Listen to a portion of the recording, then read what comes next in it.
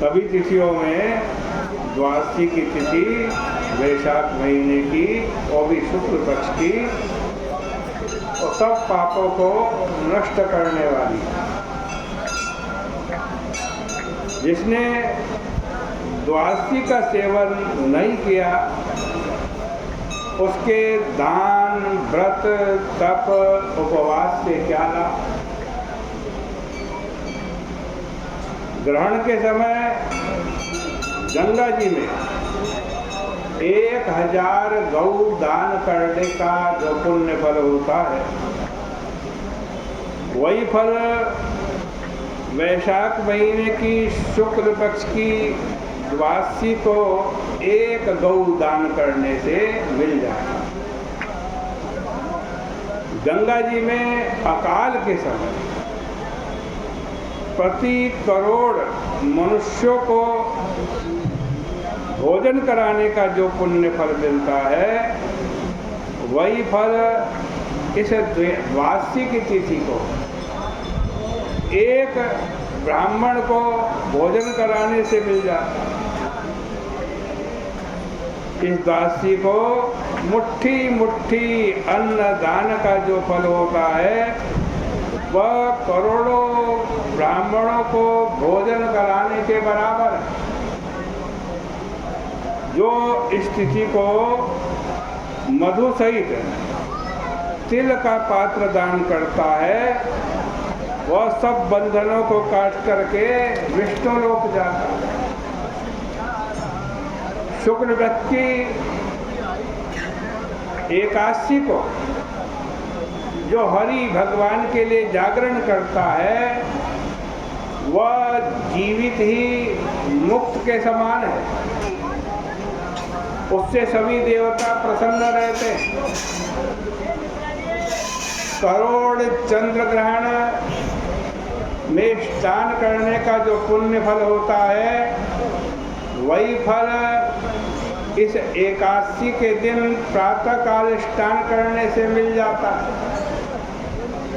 द्वादशी तिथि को कोमल तुलसी के पत्ते से जो विष्णु भगवान का पूजन करता है, वो अपने 7 कुलों का उद्धार करके और स्वयं विष्णु लोक जाता है।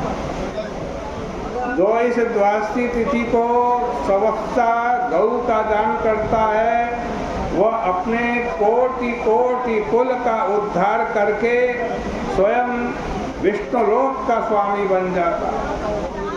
जो वैशाख शुक्ल द्वादशी को यमराज, पितृगण, गुरु, देवताओं तथा विष्णु भगवान का उद्देश्य करके जल कुंभ, दधि, अन्न, दक्षिणा सहित दान करता है, उसके फल को सुनो, उसका कितना बड़ा पुण्य फल। प्रयाग में जो प्रतिदिन करोड़ों लोगों को भोजन कराने से पुण्य फल मिलता है, वर्ष भर सुंदर षडरस भोजन करोड़ों की संख्या में लोगों को कराने से जो पुण्य फल मिलता है, वही पुण्य फल भगवान की आज्ञा से आज के दिन एक ब्राह्मण को भोजन कराने से मिल जाता है। जो इस तिथि को शालिग्राम की मूर्ति का दान करता है, वह सभी पापों से छूट जाता है। सूर्य ग्रहण में गंगा जी के तट पर जो सप्त दीपवती पूरी पृथ्वी का दान करने का पुण्य फल मिलता है, वही फल उसे मिल जाता है। इस तिथि को दूध से जो विष्णु भगवान को स्नान कराता है, उसको राजसूय अश्वमेध यज्ञ करने का पुण्य फल मिलता है। आज इस प्रकार से द्वादशी का महत्व है। आज वैशाख महीने की द्वादशी की तिथि है। जो कल एकादशी का व्रत किया है ना, उस व्रत की पारणा का समय है। एकादशी का व्रत तभी परिपूर्ण होता है जब द्वादशी में उसकी पारणा की जाती है। पारणा कैसे करें? गंगा जी में स्नान करें, विष्णु भगवान का पूजन करें, वैशाख महीने की कथा सुने जो आप सुनते, उसके बाद पहले ब्राह्मण भोजन करा, फिर स्वयं व्रत की पालना करें।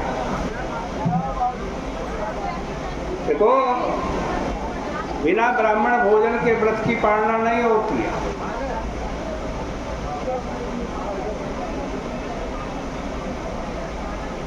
श्रीमद् भागवत में बड़ी सुंदर कथा आती है, आप जानते हैं।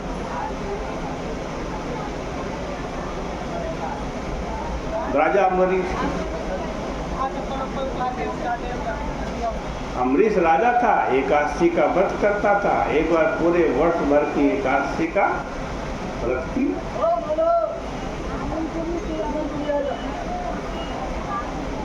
जब द्वादशी तिथि आने लगी तब व्रत की पालना के लिए बैठा। वैसे ही दुर्वासा नाम के ऋषि वहां आ गए।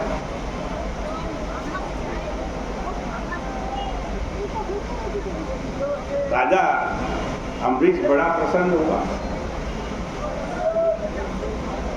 और कहा कि चलो, बड़े अच्छे समय ये ब्राह्मण देवता आए हैं, द्वादशी का व्रत किया है, व्रत की पालना का समय है, आओ महाराज पधारो, भोजन पाओ, मेरा व्रत भी परिपूर्ण हो जाएगा। उनके साथ आज बहुत सारे शिष्य, हजारों की संख्या। वो तो राजा था, उसको क्या कमी थी? सबको उसने निमंत्रण दिया।